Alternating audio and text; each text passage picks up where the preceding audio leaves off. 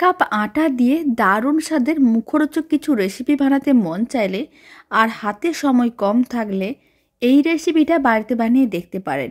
খেতে ভীষণ ভালো হয়, বানানো একেবারেই সহজ। ছোট থেকে বড় যে কেউ খুবই পছন্দ করবে। দারুণ স্বাদের এই রেসিপিটা শেষ পর্যন্ত দেখার জন্য আপনাদের কাছে অনুরোধ রইল। আর বাড়িতে বানালে কমেন্ট বক্সে জানাতে একেবারেই ভুলবেন না খেয়ে আপনাদের কেমন লাগলো। নমস্কার, আমি রুমি। আপনাদের সবাইকে আবারও একটা দারুণ স্বাদের রেসিপিতে স্বাগত। দারুণ স্বাদের মুখরোচক রেসিপিটি বানানোর জন্য প্রথমে একটা কড়াইকে গ্যাসের ওভেনের উপরে বসিয়ে দিয়েছিলাম। ছোট যে চা চামচগুলো হয় সেই চা চামচের আমি 2 চামচের মতন তেল দিয়ে দিলাম। আপনারা বড় চামচের 1 চামচও তেল নিতে পারেন বা কম বেশিও করতে পারেন।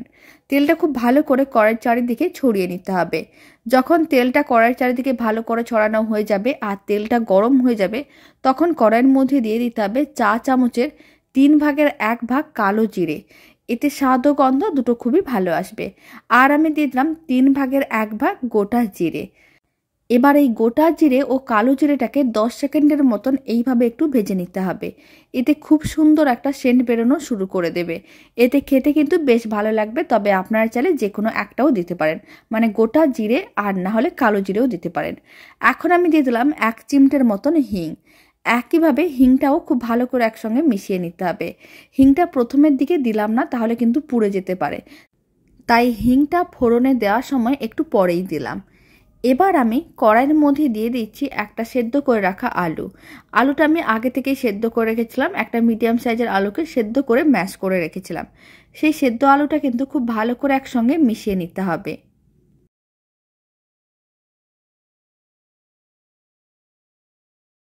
সেদ্ধ আলুটা খুব ভালো করে মিশিয়ে প্রায় 1 মিনিটের মতো নাড়াচাড়া করে নিয়েছিলাম। এখন আমি দিয়ে দিলাম কিছুটা পরিমাণ কুচনো ধনেপাতা।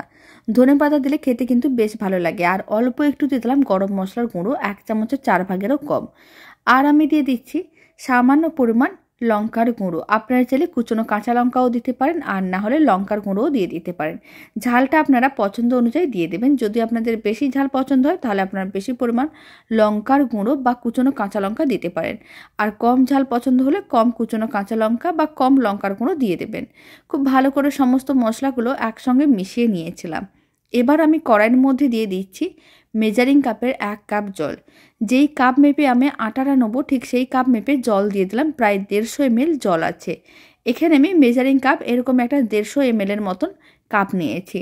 আপনারা যদি বাটি বা গ্লাস মেপেও করতে পারেন, মানে যদি 1 গ্লাস জল হয় তাহলে 1 গ্লাসই আটা দিতে হবে, বা 1 বাটি জল হলে 1 বাটি আটা দিতে হবে। খুব ভালো করে সমস্ত কিছু একসঙ্গে মিশিয়ে নিতে হবে, যাতে কোনো রকমের দলা না থাকে, মানে আলুর টুকরো না থাকে। রেসিপিটা বানানো একেবারে সহজ, খুব কম সময়ের মধ্যে রেডি হয়ে যায় আর খেতেও ভীষণ ভালো হয়। এবার জলটা কিন্তু একটু গরম করে নিতে হবে। ফ্লেমটা মিডিয়াম টু হাইতে করে দিলাম। আর এই সময় দিয়ে দিচ্ছি স্বাদ অনুযায়ী লবণ। চা চামচের 1/2 চামচের মতন লবণ দিয়ে দিলাম। আর দিয়ে দিলাম ওই চামচের 3 ভাগের 1 ভাগ চিনি। চিনিটা একেবারেই অপশনাল, আপনারা চাইলে দিতেও পারেন, নাও দিতে পারেন। তবে অল্প একটু চিনি দিলে খেতে কিন্তু বেশ ভালো লাগে। সমস্ত কিছু খুব ভালো করে মিশিয়ে নিয়েছিলাম আর 1 মিনিট এইভাবে হাই ফ্লেমে রান্না করে নিয়েছিলাম। এখন ফ্লেমটা লোতে করে কড়াইয়ের মধ্যে মেজারিং কাপের 1 কাপ আটা দিলাম। রুটি বানানোর জন্য যেই আটাগুলো ব্যবহার করি ঠিক সেই আটাগুলোই নিয়েছি।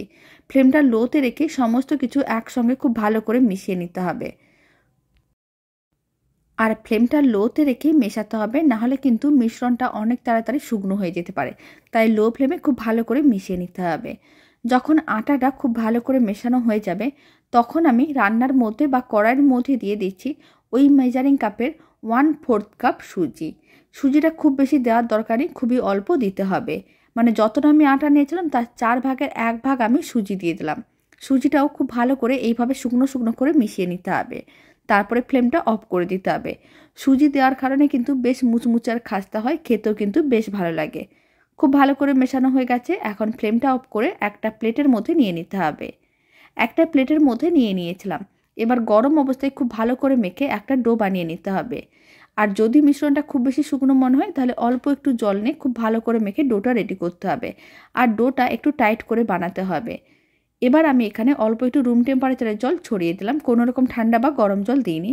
অল্প একটু রুম টেম্পারেচারের জল দিয়ে এইভাবেই গরম অবস্থায় খুব ভালো করে মাখতে হবে। তাহলেই কিন্তু ডোটা খুব সুন্দরভাবে রেডি হবে। যদি মিশ্রণটা ঠান্ডা হয়ে যায় তাহলে ডোটা খুব সুন্দর করে বানানো যাবে না, কারণ মিশ্রণটা ঠান্ডা হওয়ার পরে শক্ত হয়ে যেতে পারে। তাই গরম অবস্থায় খুব ভালো করে মেখে ডোটা রেডি করে নিতে হবে, আর খুবই সামান্য পরিমাণ জল দিয়ে ডোটা রেডি করতে হবে। এরকম একটা টাইট ডো রেডি করতে হবে।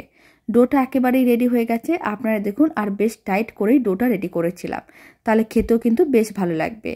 এবার আমি ডোটা থেকে লেচি কেটে নেব, আর এখানে আমি এরকমই মিডিয়াম সাইজের লেচিগুলো কেটে নিয়েছি। আপনারা চাইলে ছোট বা বড় করেও লেচিগুলো কাটতে পারেন। সমস্ত লেচিগুলো যখন রেডি করা হয়ে যাবে তখন এক একটা লেচি নিতে হবে, গোল বলের মতন করে বানিয়ে প্রেস করে চ্যাপটা করে নিতে হবে। চ্যাপটা করে এইভাবে ভালো করে ছড়িয়ে দিতে হবে, খুব বেশি মোটা রাখার দরকার নেই, এইভাবে একটু চ্যাপটা মানে পাতলা করে নিতে হবে, তাহলে দেখতেও ভালো লাগবে আর খেতেও ভালো লাগবে। সমস্তগুলো একইভাবে রেডি করে নিচ্ছি। আমি আপনাদের আর একটা দেখিয়ে দিচ্ছি। তার জন্য প্রথমে লেচিটাকে গোল করে নিতে হবে আর এইভাবে প্রেস করে চ্যাপটা করে নিতে হবে। আপনারা চাইলে বেলেও নিতে পারেন, আর না হলে এইভাবে হাত দিয়ে প্রেস করে চ্যাপটাও করে নিতে পারেন। বাকি সমস্তগুলো একইভাবে রেডি করে নিচ্ছি, তারপর আমি আপনাদের একসঙ্গে দেখাচ্ছি। সমস্ত লেচিগুলোকে একইভাবে গোল বলের মতন করে বানিয়ে প্রেস করে চ্যাপটা করে নিয়েছিলাম। এবার আমি এইগুলোকে এক সাইডে রেখে দিচ্ছি, আবার এইগুলোকে ভেজে নিতে হবে। তার জন্য কড়াইতে তেল গরম করে রেখেছিলাম। এবার গরম তেলের মধ্যে কয়েকটা আমি দিয়ে দিচ্ছি। একসঙ্গে সমস্তগুলো দেওয়ার দরকারে 6-7টার মতন একসঙ্গে দিয়ে দিতে পারেন। তারপরে গরম তেলের মধ্যে দেওয়ার পরে ফ্লেমটা কিন্তু মিডিয়ামে করে দিতে হবে, আর মিডিয়াম ফ্লেমে উল্টে পাল্টে ভেজে নিতে হবে। হাই ফ্লেমে ভাজা যাবে না, তাহলে কিন্তু অনেক তাড়াতাড়ি লাল হয়ে যেতে পারে, কিন্তু ভেতরটা কাঁচা থেকে যাবে। তাই এইভাবে মিডিয়াম ফ্লেমে উল্টে পাল্টে ভেজে নিতে হবে। এখন আমি আপনাদের প্রায় 3 মিনিট পরে দেখাচ্ছি। আপনারা দেখুন তেলের ওপরে ভেসে উঠেছে, তার মানে বুঝে নিতে হবে খুব সুন্দর করেই রেসিপিটা রেডি হচ্ছে। এখন এইভাবে উল্টে পাল্টে নিতে হবে আর একবার, আর উল্টে পাল্টে একটু টাইম নিয়ে লাল লাল করে ভাজতে হবে। মিডিয়াম ফ্লেমে উল্টে পাল্টে আরও 2 থেকে 3 মিনিটের মতন রান্না করে নিচ্ছি, তাহলে কালারটা আরও ভালো করে চেঞ্জ হয়ে যাবে। আরও 2 মিনিটের মতন রান্না করে নিয়েছিলাম। এবার কিন্তু কালারটা অনেকটাই চেঞ্জ হয়ে গেছে। এখন এইগুলোকে তুলে একটা প্লেটের মধ্যে সার্ভ করে নিতে হবে, আর বাকি যেগুলো আছে সেইগুলোকে একইভাবে গরম তেলের মধ্যে দিয়ে দিতে হবে, আর উল্টে পাল্টে একইভাবে লাল লাল করে ভেজে নিতে হবে।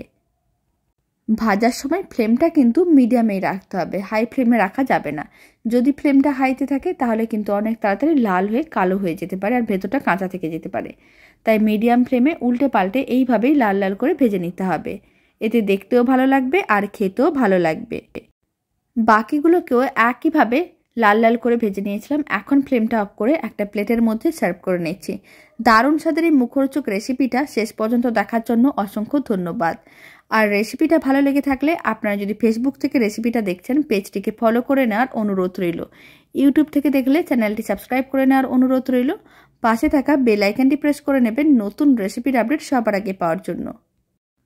তো চলুন, ভিডিওটা আমি এখানে শেষ করছি। আপনারা সবাই ভালো থাকবেন, সুস্থ থাকবেন। আপনাদের সঙ্গে আবার নতুন রেসিপি নিয়ে দেখা হচ্ছে।